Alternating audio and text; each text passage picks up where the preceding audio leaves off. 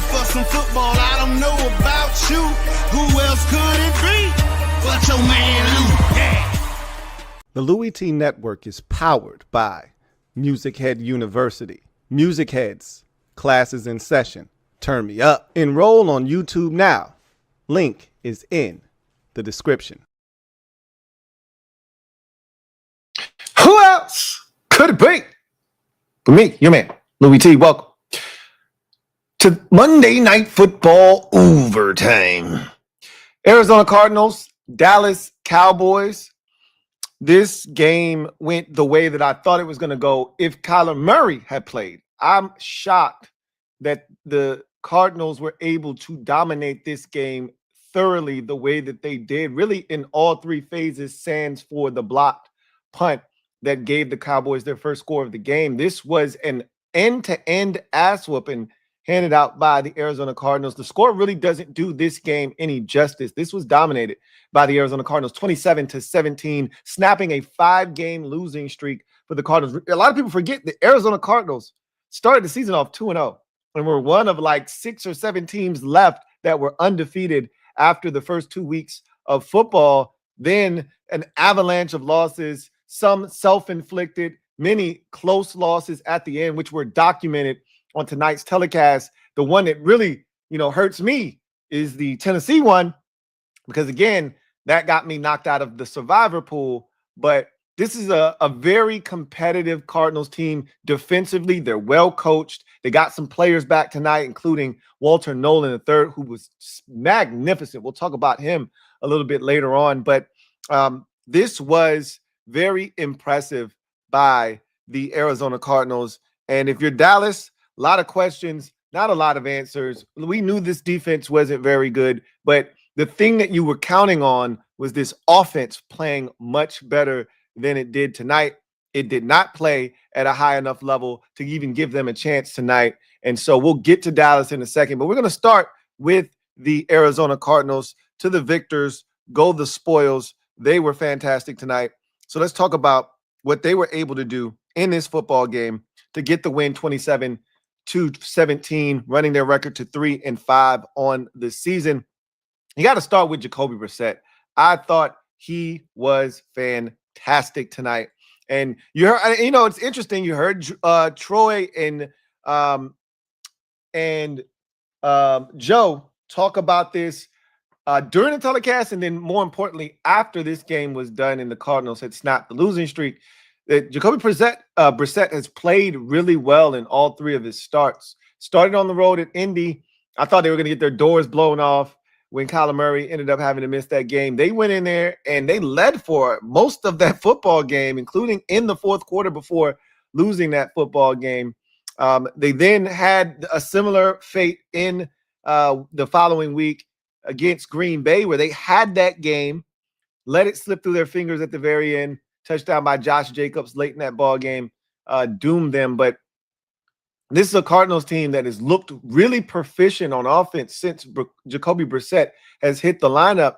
And it begs the question, should they stay with Jacoby Brissett? I highly doubt that. All right, Kyler Murray is their starting quarterback. Their head coach has already said as much. Troy and Joe are more of that old school, hey, we're going to go with the hot hand. That is not how this thing works in the NFL right now.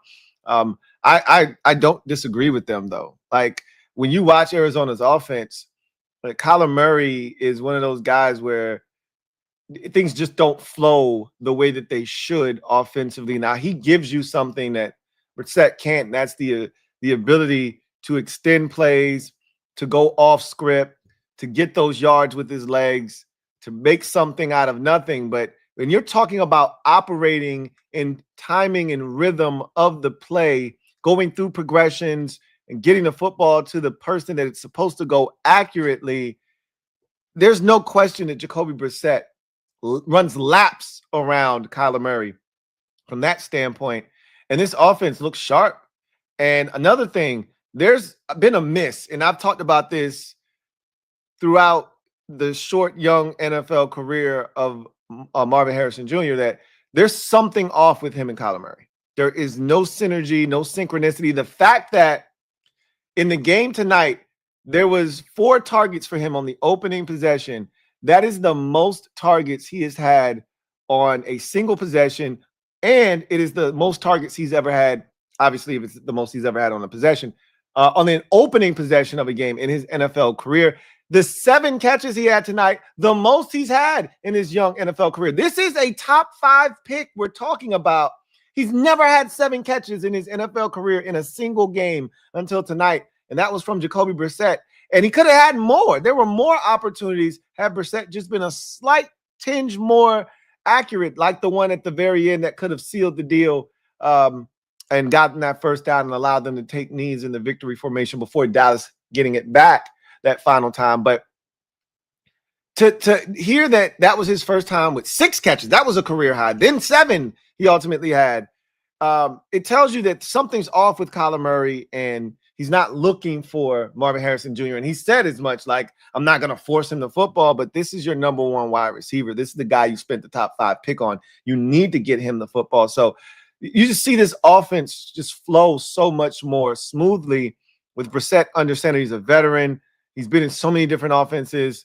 He reads the field well. One of the things I love about Jacoby Brissett is he's really not going to put the ball in harm's way. You're really not going to get him to turn it over. If it's there, he's going to put it there. If it's not, he'll take a sack. He'll throw it away. But he's not going to put the ball in harm's way. So you're not going to turn it over. Murray is a turnover machine. We know Kyler Murray has no problems trying to force a ball or not seeing a defender because he is smaller at the quarterback position, hard for him to see the entire field. And he'll throw the football. He'll be like, what was he looking at? That defender was standing there the entire time. Well, he didn't see him.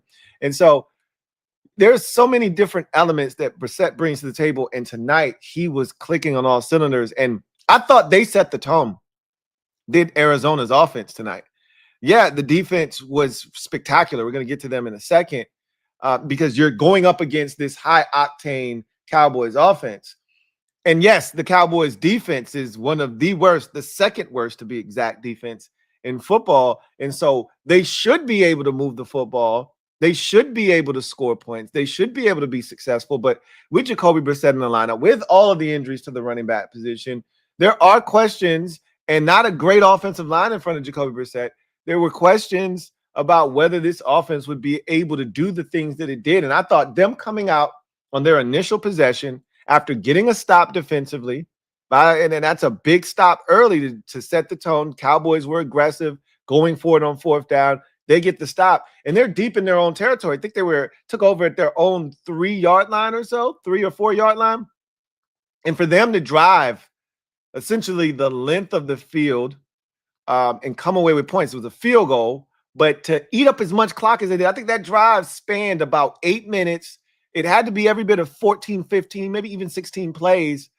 It netted them probably about 70 yards or so. You kick the field goal, you go up 3-0. That kind of set the tone, right? That they could move the ball on this Cowboys defense, which everybody else has, but you weren't sure if they were going to be able to do that with Brissett at quarterback. And then the defense came out, got another stop, got it back to that offense. They went down the field. This time they capped it off with a touchdown to Marvin Harrison Jr., put a nasty move on Deron Bland. I'm going to get to him a little bit because there's a Cowboys fan. Every time the Cowboys are on prime time or every time I bring up Deron Bland and I tell him he's just that, bland, right? Got a great knack for picking the football off, but he's a basic-ass corner. You better respect Deron Bland, blah, blah, blah. And every time we see Deron Bland on a Monday night, he's getting cooked. I remember 2 years ago, because he really didn't play last year, 2 years ago, he got cooked by DK Metcalf. I think it might have been a Thursday night, whatever it was. And remember, DK had like 140 yards at halftime on this clown. Like, Deron Bland is bland. He's a basic NFL corner. He has tremendous, above average, elite ball skills, but he's a basic NFL corner. That move that Marvin Harrison Jr. put on him at the line of scrimmage to get the touchdown on the slant, just absolutely nasty how this man fell, almost broke his damn leg, right? Trying to plant to drive on this thing, couldn't even set his feet because he didn't know what the hell to do. He's a basic-ass corner, man. But shout out to Marvin Harrison Jr. for putting that move on him, getting in the end zone, making it 10-0. And that really gave Arizona the confidence that they needed to really take it to Dallas. And this thing was 17-0. They were absolutely dominating this game. And then you get the block punt, and I'm like, huh, maybe that's the spark that Dallas needs. Maybe that's the thing that turns this game on its head. And credit to Arizona for taking that block punt. Excuse me, it was 10-7 after the block punt. It was 10-0. And taking that football after the block punt for the touchdown, and then expeditiously moving it right down the field, scoring a touchdown, capped off by the Jacoby Brissett quarterback sneak right before the half. And then on top of that, got to credit the defense. We're going to get to them here in a second. Getting the stop, forcing Brandon Aubrey, who we just assume is going to make every single kick, no matter where it is on the field. Shout out to him for them for making it a 68-yard field goal. I said, damn, isn't that a shame? You get the NFL record the day before if you're Cam Little of the Jacksonville Jaguars, who kicked a 70-yarder, coincidentally enough, in the preseason, but obviously that doesn't count in the preseason. Then kicked the 68-yarder yesterday against Vegas, and I said he's only going to keep the record for one day. Isn't that a shame? And because Aubrey's going to make this kick, right? And he shanks it left. And I'm like, huh, good job, Arizona, keeping them from getting a little bit closer and forcing it to be a long field goal. And now you go to halftime with a 17-7 lead, and you get the ball after the half. So it was a dominant half of football, really led by Jacoby Brissett and this offense. But you got to give credit to this defense, and that's where we're going to go right now. And one more thing, the great possession to start the second half, because that really was it for this Cardinals offense. After that, they come out at a halftime break and they get right to it. They throw a deep dig to Wilson off of heavy play action fake. Beautiful throw by Brissett right in stride. And Wilson catches that football, takes off, gets about a gain of 50. Then I think maybe 2 plays later into the end zone, they find their tight end, Trey McBride, who is just all world. 5 catches in this game, if I'm not mistaken. One of 8 tight ends in NFL history to have 10 consecutive games of 5 or more catches for Trey McBride. He's just everything to this offense. And just like that, bam, it's 24-7. You're in the driver's seat of this game. And that's where we go to the defense, because this defense was exceptional. We knew the Cowboys were ass on defense. So them scoring 27 points tonight, not a surprise to anyone that's watched this Cowboys defense operate this season.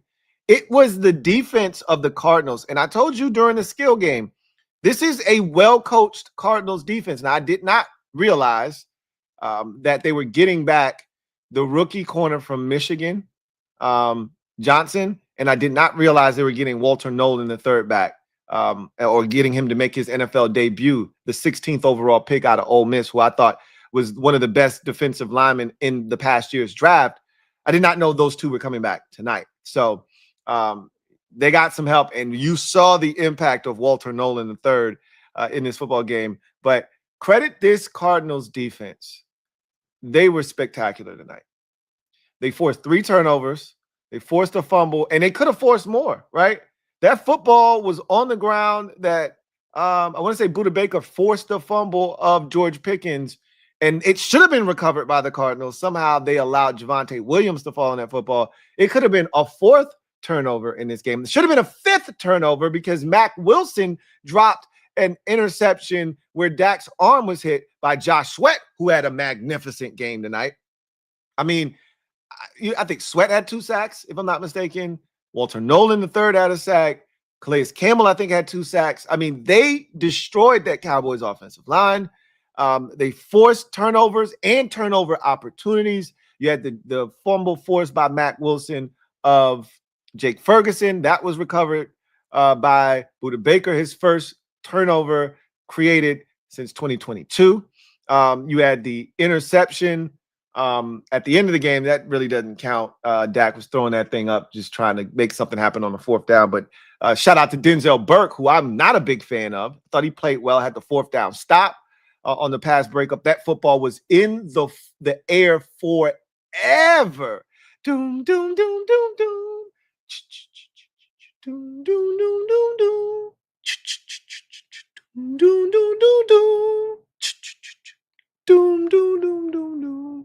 on a fourth down. Like, golly. But credit this Cardinal defense for forcing the turnovers, getting to Dak Prescott, forcing a fourth down stop on the first drive of the game, which was capped off with the sack by Josh Sweat. Then you had the forced fumble of Jake Ferguson, forced by Mac Wilson. He atoning for a drop interception after Sweat got to Prescott, knocked his hit his arm as he was throwing the ball, went straight up in the air, should have been picked off. Then you had a forced fumble of Javonte Williams late in the game after Mac Wilson, who had a really good game tonight, was injured, and in comes Simon, the linebacker from Ohio State. I think a fifth round pick. I think it might have been a fourth round pick out of Ohio State.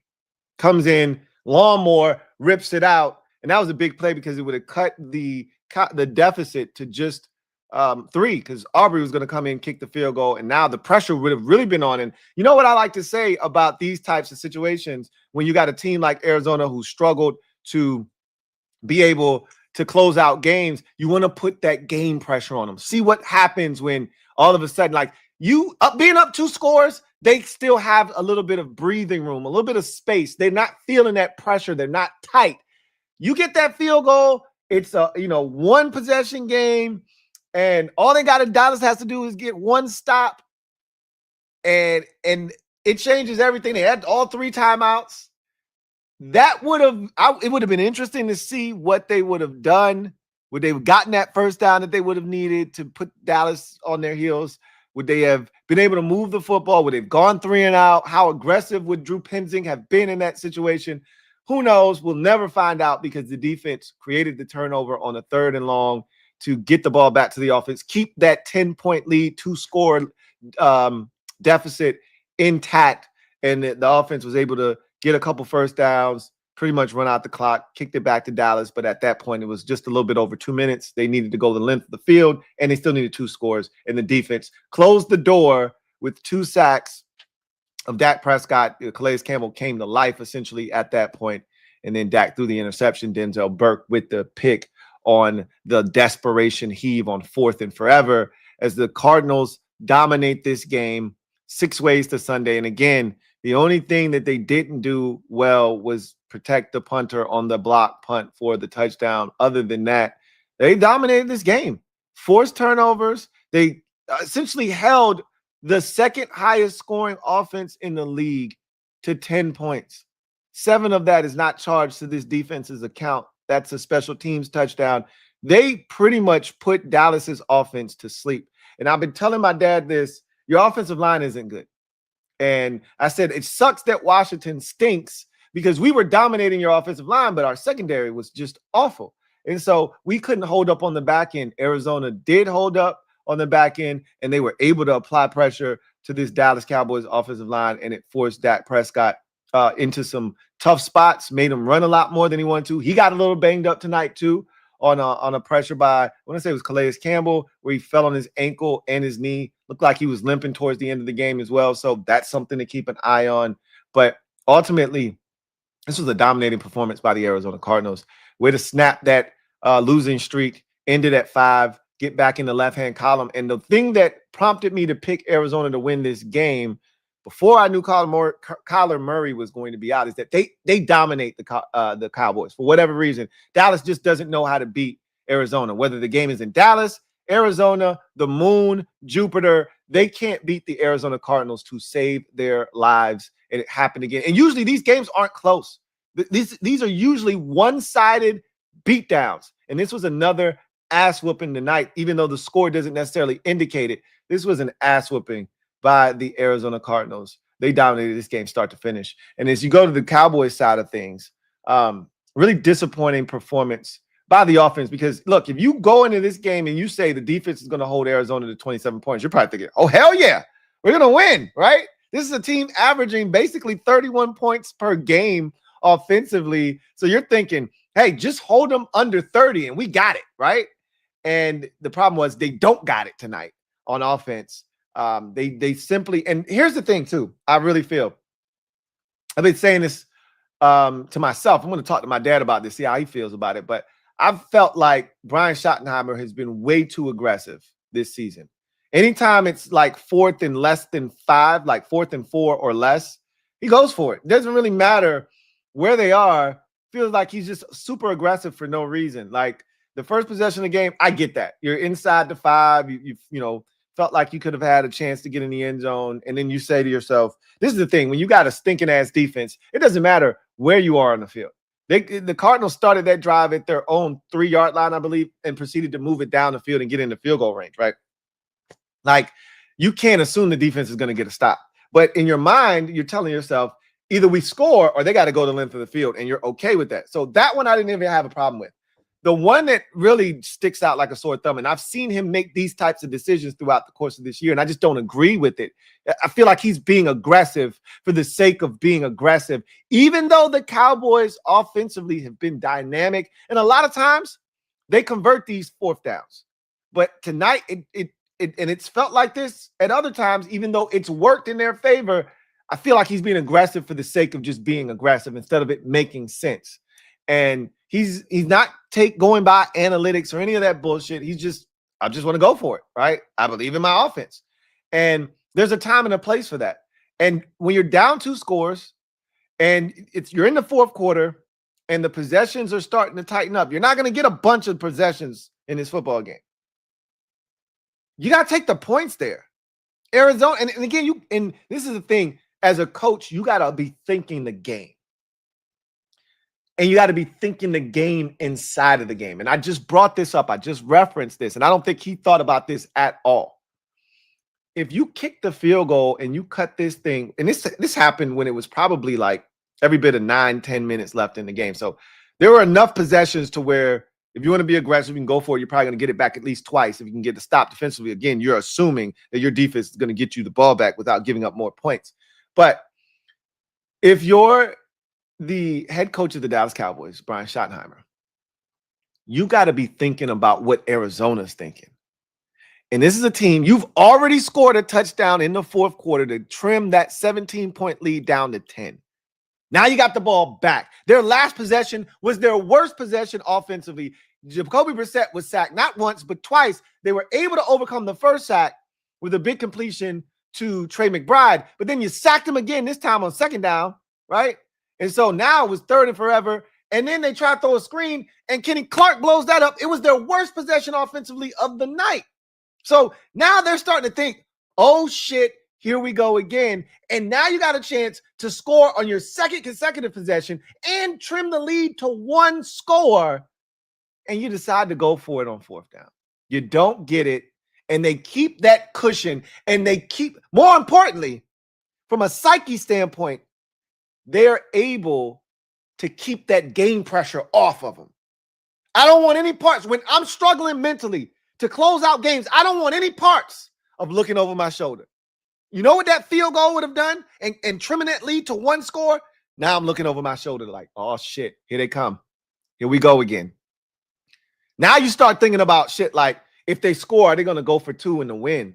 Like, you're not even thinking about, am I going to get the stop? Is the offense going? Like, they were done scoring for the night. They went into full-blown, let's just run the football, eat up clock. They stopped being aggressive because the Cowboys couldn't stop them from throwing the football. Those comebacks against DeRon Bland, those shits were, those were layups. That was free food on the outside. He wasn't making him pay for nothing. Everything that Marvin Harrison Jr. wanted on the outside, he got for free. And they went away from it. They went to the run game, and they were playing the clock instead of the Cowboys. And you had them, and you were too aggressive for your own damn good, and you didn't pick it up. And I don't know why CeeDee Lamb ran such a deep route. And again, the route is the route. But you had such a soft corner, like Troy Aikman pointed out. Denzel Burke, again, I'm not a big fan of. This dude's 17 yards off. It's 4th and 4. All CeeDee had to do was run a speed cut. 5 yards, catch it. Probably would have had enough, opportunity to get up the field and get about 8 yards total on the play. But you would have had the completion would have given you the 1st down on 4th and 4. He ran about a 12-yard route right into that cushion. And then the ball hung in the air for it forever and allowed him to come and break it up. So the offense of the Cowboys cost them this game because even though the defense wasn't good in the first half, and the first possession of the second half, the defense got them enough stops consecutively in the second half to give them a chance to win this game, and they simply did not make enough plays offensively, and they turned it over too many times, and they did not protect Dak Prescott.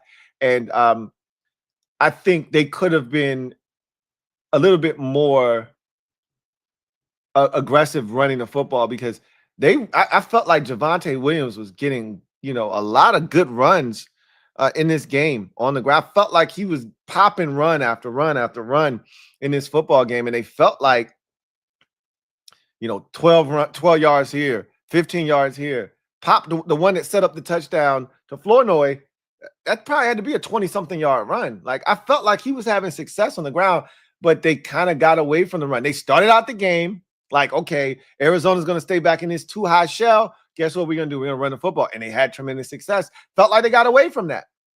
For whatever reason. But again, the defense was their usual self, but then they got stops. Like, when you're an awful defense and you're able to get stopped, that's a win. You got to understand, this defense doesn't get a ton of stops. So when they get stops defensively, they're not forcing any turnovers. They get a couple stops. You got to do something with it. And the offense was the culprit tonight. They got little to nothing out of the returns game. They did block the punt, as I mentioned, so the special teams did chip in. But ultimately, the offense is what let them down tonight. That offensive line was abused. And you got to credit the Cardinals secondary. They really made it tough on Dak. That front really got after him, never let him get comfortable in the pocket and sit back there and survey the field. And they kept Dallas out of the end zone. And the biggest thing is they kept Dallas from hitting those explosives, those big plays over the top, those massive chunk plays that they need. They made them earn everything that they got. And when they got down there towards the end zone, they weren't able to convert. They went for it on fourth down. They were aggressive. They didn't get it a couple of times on fourth downs. Were turned away. They turned it over 3 times, really 2 times in the game. The third one was the Dak interception at the end. Yeah, whatever. But ultimately, this was on the Cowboys offense. They did not play well tonight. When this team needed that offense the most, they didn't have their fastball, and it cost them an opportunity to get back to 500 on the season. And these are the types of games you got to find a way to win if you're Dallas, right? Get back to 500 on the season, give yourself a chance to compete in this division. And now it feels a little bleak, right? Feels a little bleak because there's still tough games on the schedule. This was an opportunity to build a little bit of momentum, and you squandered it. No Kyler Murray. I don't know if that's a good thing or not with the way Jacoby Brissett is playing and the way he's running this offense, but no Kyler Murray. You feel like that's a win for a defense that struggled with mobile quarterbacks and guys that can get outside of the pocket and extend plays. This was a win not having Kyler Murray in the lineup, and you struggled mightily to alter Jacoby Brissett, especially early in this game, to stop Marvin Harrison Jr. And big win for Arizona. Really, really, really tough loss for the Dallas Cowboys. They just didn't show up offensively tonight. So with that said, let's get to the skill game brought to you by Sleeper, and then we'll come back on the other side of that, get to the comment section and see what you guys are talking about. The skill game brought to you by Sleeper. All right, so Sleeper is a fantasy sports and real money gaming app that focuses on bringing people together through sports and gaming. Sleeper has become the fastest organically growing fantasy platform in the world with over 10 million active users in 2025. So if you haven't already downloaded the Sleeper app, what are you waiting on? Download the app. There's a link in the description of this video and every single video that I do that will take you to where you can download the app. Make sure it's available in your area, available in over 25 states in the U.S.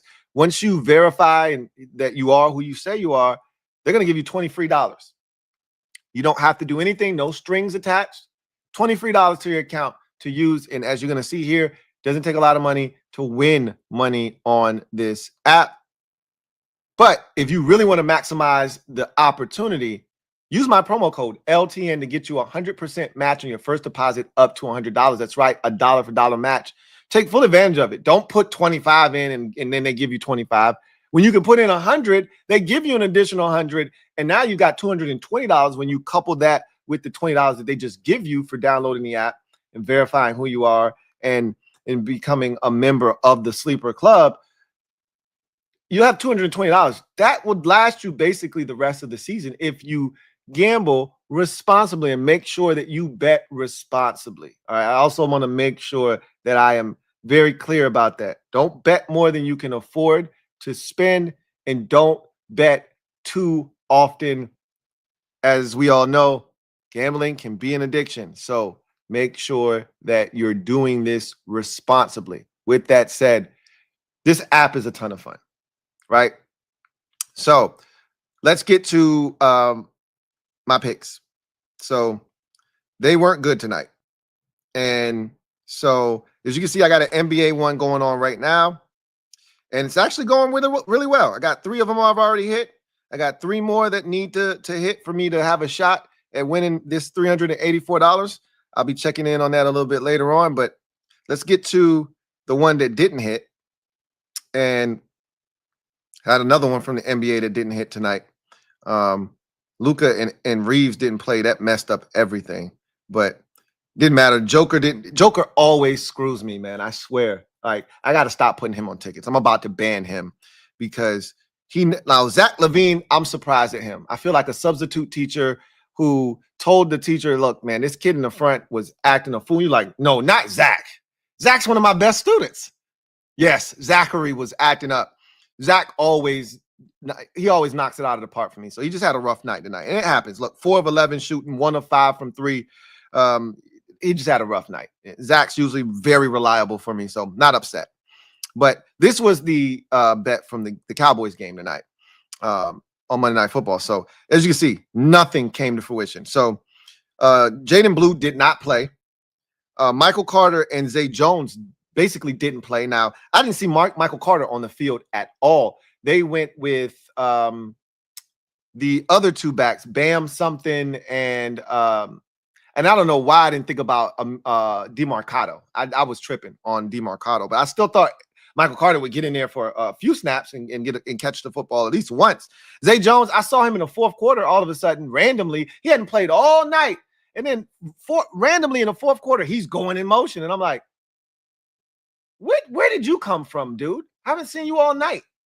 So I never had a shot. Something else that I've learned over my time. My brief time doing picks is you don't rely on like these ancillary role-playing characters, right? Stick to the stars, right? Every now and again, you can go to a role player and ask him to do something for you, right? But stick to the guys that are reliable. Stick to the guys that are going to be a part of the action. Don't look for role players to do something for you because that's how you get hurt, right? So luckily, this ticket was all out of whack because Dallas's offense, which, as you can see, this ticket was heavily reliant upon Dallas's offense getting busy, and they never did. Dak Prescott, 3 touchdown passes. I needed that. I only had 1 on the night, right? Jake Ferguson had a chance on the opening possession to get in the end zone. Didn't do so. George Pickens, I don't think he was even targeted when they got down there towards the end zone, and never really had a shot to score tonight. So that never came to fruition. My Trey McBride touchdown told you he's an animal. But I also told you they had him for 7.5 catches. I said, that's too rich for my blood. I just don't see 7.5. Jacoby Brissett at quarterback is, Kyler Murray loves Trey McBride. He'll force it to him. That's why he didn't throw it enough to Marvin Harrison because he's always throwing the damn ball to Trey McBride. But I knew he was going to get in the end zone, and he did. But nobody else did. Nobody else did for Dallas. And so, obviously, this ticket never had a shot. So we'll get after it again on Thursday night for the Broncos and the Raiders. By then, I would have won something in the NBA again because I'm telling you, I'm about to turn it up. I'm about to get hot, and I'm about to start winning these tickets. So I'll come back and tell you if I hit something or not by the next time we meet. But again, if you're out there and you haven't already done so, download this app. Use my promo code LTN to get you 100% match on your first deposit up to $100. And I can show you, even though I didn't win a bunch of these bets, right? This one would have net me, I think it was 300 and something. This Cowboys won. This one here was like 880 something. These are $10 bets, right? $10 bets. Like, I don't bet more than $10. No reason to, right? No reason to. So if you come up here, you use the promo code, they give you the $20. That's $200, and you put in $100. It's $220. If you're making, a $10 bet here, $10 bet there, that thing's gonna stretch. And if you hit, obviously, if you hit that $10, the $220, or however much you decide, that could go a long way. The $20 they give you could go a long way. You win one bet, turn that into, let's say, $80. Well, you got $90 if you bet $10. Now all of a sudden you got a little bit more money. You make another bet, right? You're gonna lose a few. You're not gonna win every single bet you make unless you're betting extremely low, right? Like 2 or 3. You have to have at least 3 on your ticket. But I tell you what, there's a great opportunity here. Love the ability to deposit and withdraw money. Is one of the fastest and safest withdrawal processes I've been a part of on any of these apps. And so I love it. And hopefully you get a chance to utilize this app and you'll love it too. So shout out to Sleeper for sponsoring the stream. Now, that's the skill game brought to you by Sleeper. Let's get to the comment section. The skill game brought to you by Sleeper. All right. So let's see what you guys are talking about in this game. So there's a real discussion going on about Kyler Murray and whether he should be benched. Like, Brissett's playing well. And one thing I've always said about Kyler Murray is that he is an enigma. He's one of these guys that, while he's super talented, he's very frustrating. Excuse me. And this offense has never looked more proficient than over this 3-game stretch with Jacoby Brissett. And they could have won every single one of those games. Now, in saying that, this is a 5-game lose streak that they were on. 2 of those games Brissett was responsible for. The other 3, Murray was, and Murray played well enough in those games to have them win. He also missed some throws. He also made some mistakes in the fourth quarter of those games. But again, if a Murray DeMarcado doesn't fumble against Tennessee, we might not be having this conversation about the Arizona Cardinals. And they might be right in the thick of things in that NFC West. Instead, they're pulling up the rear at 3-5 while everybody else in that division is won at least 6 games, basically. I think you got 2 7-2 teams in Seattle and the Rams, and then you got the 6-3 49ers. So, or I think you've got 2 6-2 teams and 6-3, because both Seattle and the Rams have had byes. They're both 6-2. The 49ers have not had their bye. They're 6-3, and now the Cardinals are 3-5. So, anyway, I digress. Let's get to the comment section. Marquell Randall, thank you for the super chat. Greatly appreciate you. Thank you for being a member of the MOBB, who writes, "Season sucks. Division gift wrap to the Eagles." It is. And when I was injecting the hopium and I had that coursing through my veins, there was a scenario in which we came back and won this division, because I do think the Eagles are going to struggle. Now there's no pressure on them. They can do whatever. They can go to, Green Bay. They could easily win that game next week at Green Bay. They're fully capable. And the Packers are no world beater, as we just saw them lose at home to Carolina. And they've also lost to Cleveland this season. So it's not like they're invincible or can't be beaten. I could easily see Philadelphia going to Green Bay, to Lambeau, and winning that game. Just as easily as I could see Green Bay getting their shit together and beating Philadelphia in that game. That game could go either way. That's going to be a fun one. But they got I know you saw the advertisement for the Chargers game later in the season. Again, there's some tough games on the schedule. They still got the Lions, do this Eagles team. So there's still a lot of tough games on their schedule. They still got the Bills, right? And so because of that, I really felt like there was a chance that if we could just hang in there, we could make this thing. And we had them twice down the stretch. Like, we could really make this a thing. And obviously, the injuries just wouldn't allow it. Like, there's just the injuries and our defense. Like, don't want to just pin everything on the defense, or excuse me, on the injuries. This defense is putrid. And you could say it's putrid because of the injuries. You're not wrong. But even before all of the injuries took effect, this defense wasn't very good. All right. So, yeah, the Eagles are going to be the first team to repeat in the division since 2002, 2003. Sucks, but just this way it is, right? That's just the way it is. Keno, stand up. You are the newest member of the MOBB mob. You know what to do. Show Keno some love. Show him what it's like to be a member of the MOBB. Stand up. We in the building. Y'all know what it is. Keno, welcome to the squad.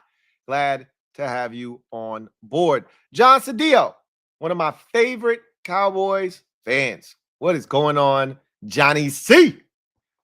My guy John Cedillo writes, "Sup, Lou? Sup, John? Hope all is well. Likewise, as always. Frankly, not surprised, as Arizona and Denver seem to be the GM's Dallas Moon the telecast." I told you, I don't know what it is about Arizona. I know that you haven't beat Denver since 1995, but you don't play them as often, right? You've probably played Denver since 95. Probably what? 5 times, maybe. 95 is what, 30 years ago? Probably played them 7 times, let's say 7 every 4 years or so, right? So let's call it 7 times. You probably played them, maybe 8 max. Whereas Arizona, I mean, you play these dudes, it seems like every year, every other year for sure, and you just can't beat them for whatever reason. Yeah, like you said, it seems to be the games that Dallas Moons the telecast. Fans are crashing out as if the team was capable of anything if the team's ills weren't present. I don't understand the reason for crashing out if you're a Cowboys fan. And I guess, you know what? I don't have any room to talk. You know why? Because I'm not a crash out. But I am an optimist. And when you're an optimist, when you always move from a position of optimism, it allows for false hope. And sometimes when you build up enough hope, there's tremendous disappointment when things don't go the way that you envision them going in your mind. So, like, I'll give you an example. My dad, boss man, is a Cowboys fan. And I tried to reason with him last week because the Commanders didn't play till Monday. So I was able to go home and watch the games with him on Sunday because I didn't have to work. So he is adamant because they had just spanked us the week before that this defense is getting better. And I'm like, bro, did we watch the same game? We couldn't have watched the same game. There's no way you thought that defense looked good against Washington. It didn't. We just are that bad. And I said, you're going to give up 40 today against Denver. And he wanted to hear no parts of it. Why? Because he had told himself that this team is going to get better defensively while the offense is dominant. And I'm like, oh, by the way, your offensive line stinks. He didn't want to hear that either. So we saw what happened last week against Denver. And then in this game, it was much of the same. This one had a little slight twist to it with Arizona's secondary being able to bottle up those dynamic receivers and Jake Ferguson at the tight end position. But the offensive line struggled mightily again tonight.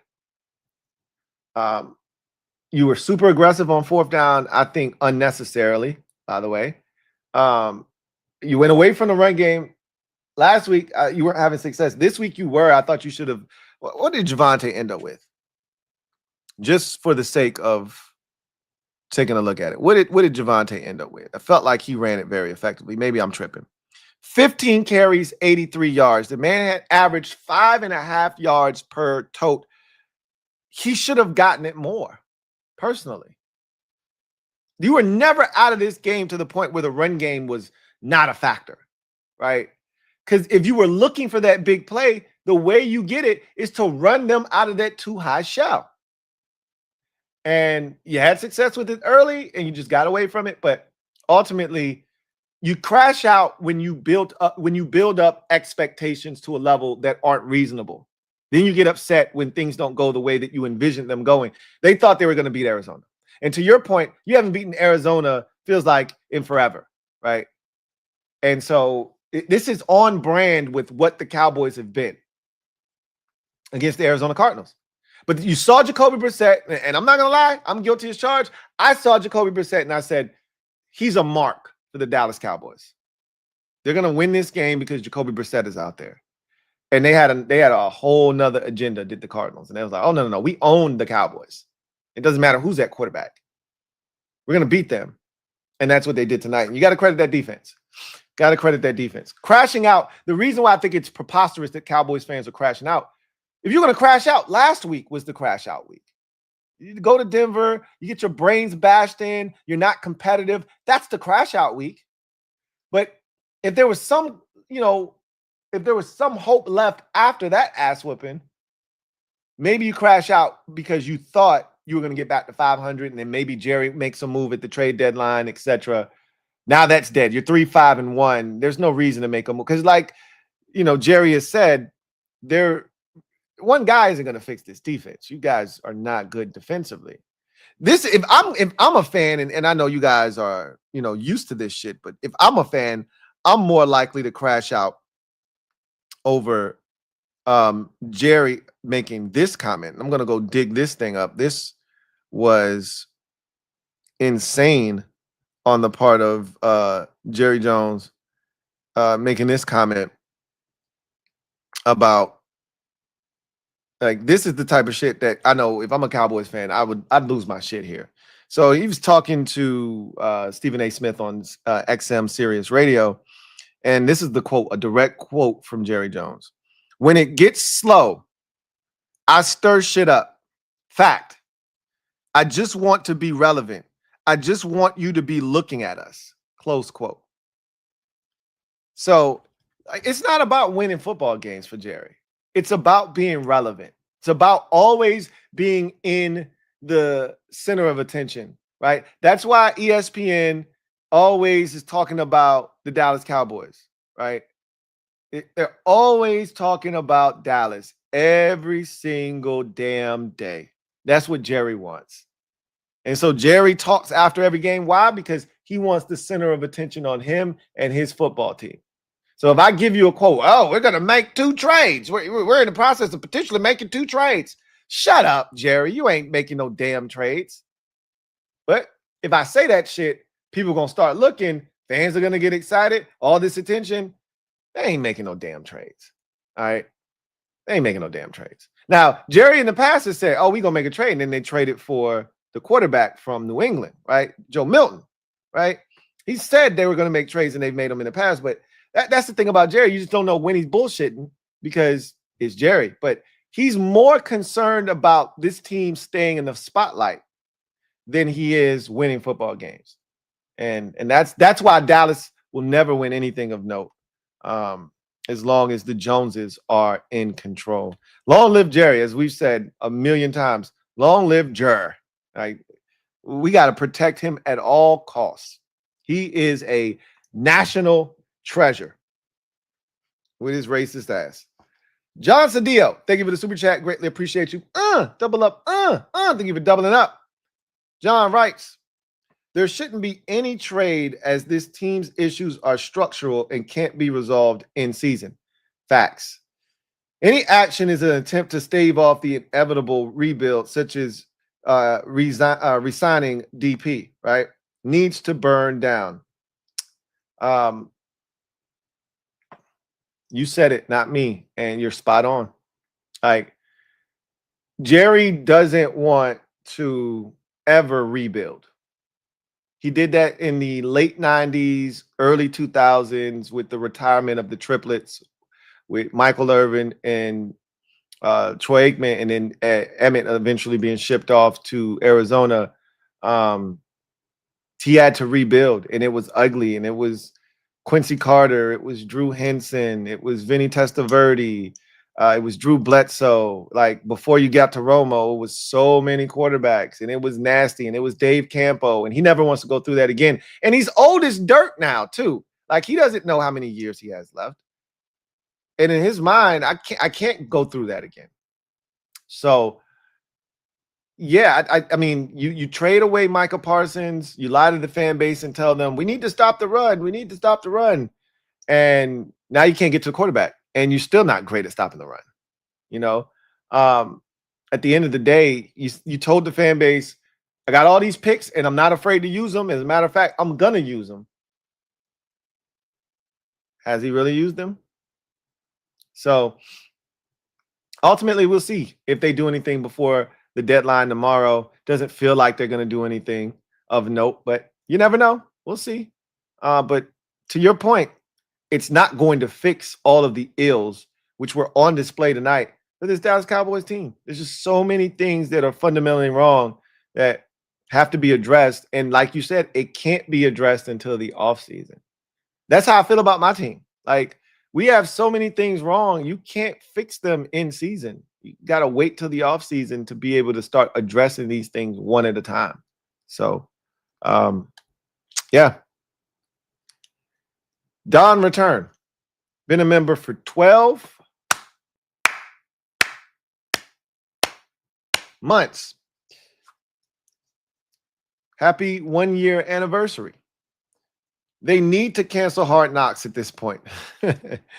Jerry would never allow it, first and foremost. I just told you, I just read you a quote where he wants to be the center of attention. He wants to, like, if Jerry Jones and the Dallas Cowboys could be on Hard Knocks every single year, they would. Jerry would not mind the attention every year. They've probably been on Hard Knocks the most out of any NFL franchise. Jerry loves this shit. So, of course, he wants his Hard Knocks time. Whether they're, 7, 8, they go into that stretch 6, 7, and 1. They go in that stretch 5, 8, and 1. They don't give a shit. They don't give a shit. They just want to be on TV. Hey, mama, I'm on TV. America's team, we're on TV. They're talking about me eating McGriddles and shit like that, sausage McMuffins and stuff.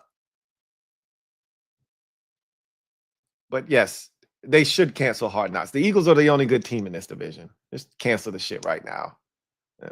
One team doesn't have their quarterback. Another team lost half of their dynamic duo. And then the last team is just meh at this point. So you just cancel the whole goddamn thing, man. Go follow another division that's like, go follow the NFC North. They're really competitive. Or the NFC West, right? Hyper competitive division. They picked the wrong year to follow the NFC East, unfortunately. DJ, thank you for the super chat. Greatly appreciate you. Thank you for being a member of the MOBB, who writes, random, but you don't miss them 2004-05 Greg Williams defenses. Of course I do, but you talk about 2 decades ago, man. Defenses played in such a different manner now. Those defenses would not be able to stand up to what's going on in the NFL right now. Those were big physical defenses. Like Phillip Daniels was your leading sack man on that defense. I think he had like 10 sacks 1 year. Phillip Daniels is like a 3-4 outside or a 3-4 defensive end, like a 5 tech. He would be in today's NFL. He wouldn't be a base 4-3 defensive end. Like, he was massive. Phillip Daniels is huge. Like, those defenses were fun though. And they flew around, and Greg Williams was aggressive. But you got to be smart with how you attack. Like, he got run out of the NFL because he was too aggressive. Remember the Derek Carr Hail Mary? Essentially, it wasn't even really a Hail Mary, but it was sort of like a pseudo Hail Mary. It was like 4th and 26. And there was like maybe 12 seconds, 8 seconds left. And they were like at midfield. And he said Greg Williams was the Jets defensive coordinator at the time. This was his last like snap as an NFL defensive coordinator. He sends the house. And Raiders just launch it up, and one of the receivers runs under it and catches it and runs into the end zone, and the Raiders win. And you're like, bro, it's like 4th and forever. They got to have a touchdown, and you send the house? Are you insane? And so, Greg Williams, he wasn't like the league had passed him by, essentially. But speaking of innovative, young defensive coordinators, Cardinals have one there, man. I missed his name, but he's 32 years old, man. And it's not a surprise that all of the defenses that are really good in the league, it feels like, have these young, up-and-coming defensive, minds, right? Like, so envious. I really am. We got old curmudgeons that are still talking about the early 2000s. And well, when I was in Green Bay back in 2008, man, it's 2015. You talking about some shit damn near 2 decades ago. I ain't trying to hear that shit, man. You running them same old ass Flintstone blitzes from goddamn Stone Age. I'm not trying to hear that shit. Find a way to be more creative. I saw a slot blitz from the Cowboys that got home and sacked Jacoby Brissett. He never saw it coming. When the last time we ran a slot blitz? We don't. Because we not creative enough. Anyway, don't get me started. Send me down a rabbit hole. Anyhow, I digress. Let's see.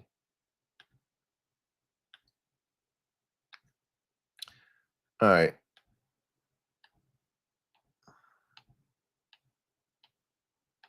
I don't think anything in here is slated for me. So with that said, I'm about to bounce and get out of here. All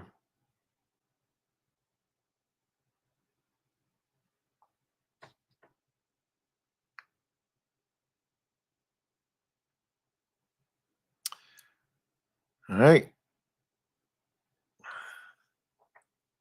See what we can get done. But in any event, that's going to do it for me, your man Louie T, here on Monday Night Football. Oh, Nick Rallis. Someone put in the comment, my guy, AA. Nick Rallis, the defensive coordinator of the Arizona Cardinals. Man, he's impressive. He is impressive. That Cardinals defense, they look good. And they've looked good this season, too. I've watched a lot of Arizona Cardinals football this season, way more than, like, normally when I watch Arizona and all the teams in the league, it's on, League Pass, the NFL Sunday Ticket, where it's the condensed version. So you're just kind of watching the plays cut up real quick. Bam, bam, bam, bam, bam. I've been able to watch full Arizona Cardinal games this year because the Commanders have been on, at so many various different times. Thursday, and we've been on we've been on Monday night twice,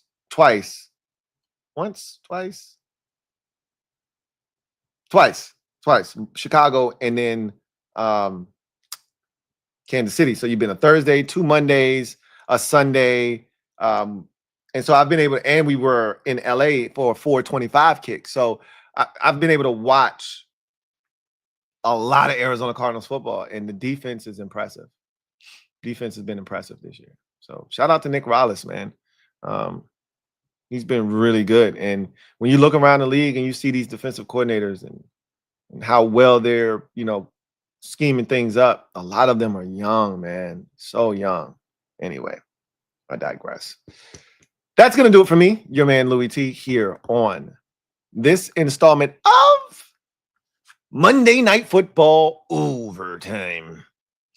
Cardinals get the win 27-17. Really dominated this game. The score does not indicate how lopsided this really was. This was total domination on the part of the Arizona Cardinals from start to finish. Jacoby Brissett looks really, really comfortable. He looks really, really good. And this offense has looked so much better with him under center. I think that people are trying to manufacture a quarterback controversy that really doesn't exist. The Cardinals are going back to Kyler Murray next week if he's healthy. I think he was close to playing this week. My guess is he'll be ready to go next week. They're not going to keep Jacoby Brissett in the lineup. They're going back to Kyler Murray, and we'll see how this thing goes. What I will say, however, is that Murray will be on a shorter leash, not necessarily looking to bench him, but if he's not playing well and they're struggling offensively and they're losing games that they think they could win, I would not be shocked if they went back to Jacoby Brissett. But by then, the damage could already be done. So that's something to keep an eye on. But they're not going to bench, Kyler Murray in favor of Jacoby Brissett. That, I can assure you, is not going to happen. So you guys take care. Have a good one. And I look forward to chopping it up with you guys next time. Until then, I'm your man, Louie T, signing off. Peace. God bless. Good night.